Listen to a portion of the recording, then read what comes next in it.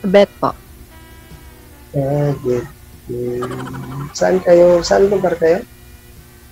Bacolod po ako. Longga? Yes. Okay. Ilang taon na po kayo, ma'am? 49. Ayan. 4 na taon. Okay lang yun. 3 ah. Sorry. May anak na po kayo, ma'am? Bet. Oo, 2. Okay. Tatlo. Nasaan po yung asawa mo?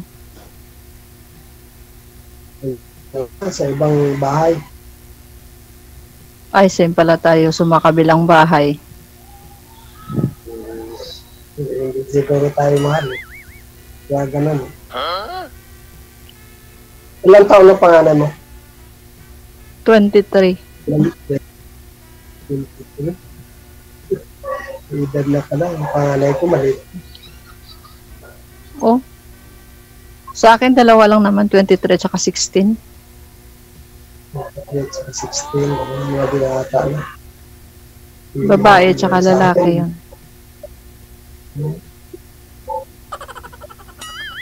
Ngayon lang kasi ako nakasali dito kay Sir DJ.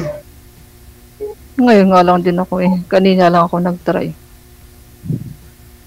Ganda. Ano po kayo, sir? Hiwalay, pero kasal po kayo sa asawa, sir? Oo, sa una. Sa una. Bakit ilan ba asawa mo? Dalawa na ako eh. Ay, sana all. Bali, itong pangalawa mo si ma'am o magpapangatlo na si ma'am? Base pang-apat na si JJ.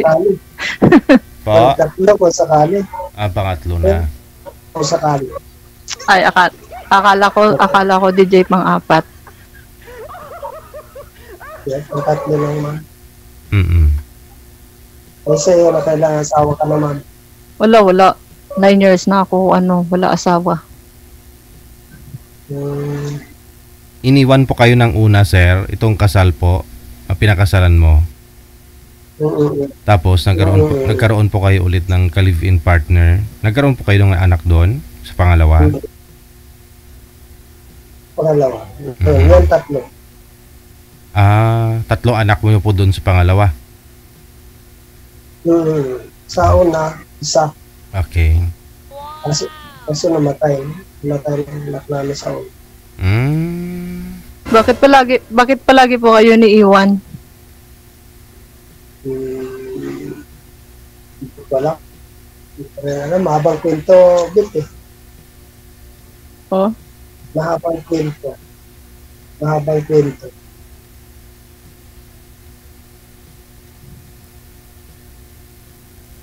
Kasi nagkaroon po kayo ng anak doon sa una, sir, no? Tapos namatay. Isang rason po yun siguro. Kaya po siguro naghiwalay kayo ng una mong asawa, yung pinakasalan mo. Namatay. Okay.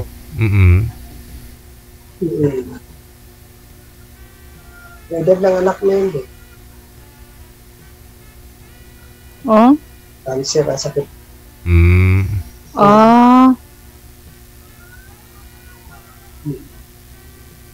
Eh, sa'yo, yung anak mo, Bit, may asawa na, pangalan mo? Wala, nag-aaral pa.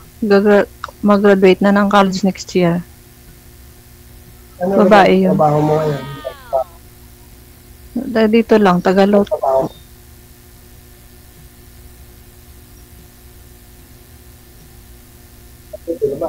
Wala na. Dumidikit na si sir. Ano? Nagsusustento naman siguro. Ano pa? Nagsusustento naman siguro yung ano mo. Nagsusustento naman yung Ay, hindi. asawa. Hindi po. Hindi ko inobligay yun.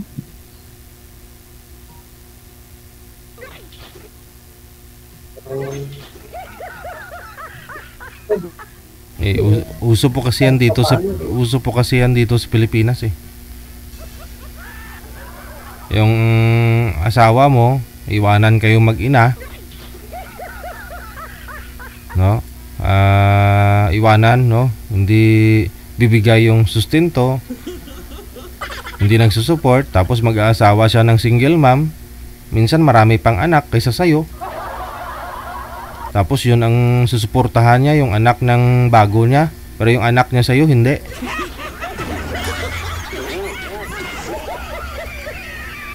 Sir, no? Si Sir kakiwi ng bibig ko, mahina signal.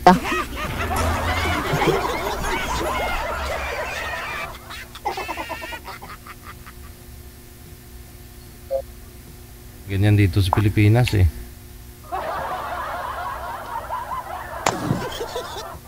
Kasi marami daw anak ko. Kasi kayo Ay wala na sir, parang inapakan ng pison yung signal mo. konti na. Wala signal si sir. Walang signal si sir. Ipirmin nyo po yung kamay, yung cellphone. Wag nyo po igalaw kasi nawawala po yung signal ninyo sir. Maghanap po kayo ng pwesto na lagi po ninyo pinupwestuhan kapag nakikipag video call ka.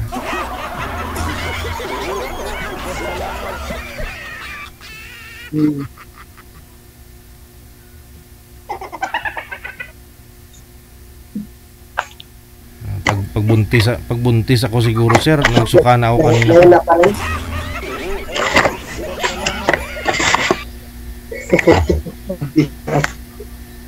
Wala na.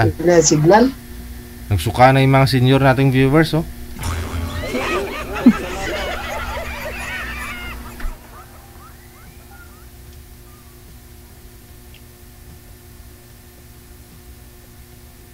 Nawala na siya ng tuluyan, ma'am.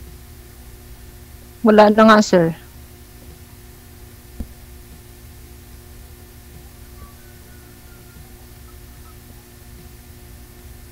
Aha. Paano kaya? Wala kasi siyang signal. Wala na. Nasa trabaho siguro. Kaya nga, bayaan mo na lang sa sunod na lang. Sa sunod na lang, ayaw mo na kausapin si sir? Nawala na eh. Ayaw mo magpangatlo? Ayoko. Huwag naman. Nakakatakot naman yun. Huwag ka matakot. No? Alamin mo muna yung story behind. Bakit ako umabot, no? Sa pangatlo ka na, no? Ayun lang din po, no? Siguro dahil mahina po signal ni sir, connected naman na po kayo. Pagpatuloy nyo na lang sa off-cam pag-uusap ninyo, ha? Okay. Sige. DJ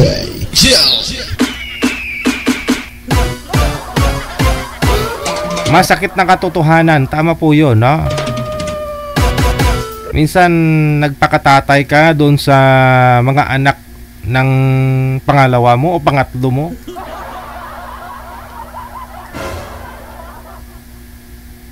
Oh. Nagkaroon ka ng asawa. Nagkaroon ka ng anak. Naghiwalay ho kayo. Tapos di ka nagsusustento doon sa sarili mong anak. O mga anak mo, minsan nga 5 pa yung anak eh. Iniwan para ipagpalit doon sa sa bago niya, yung pinagpalit niya, single mom din, marami ding anak. Pagkatapos, hindi nagsusuporta doon sa tunay niyang mga anak. Doon siya nagpakatatay, nagsusuport sa mga hindi niya anak.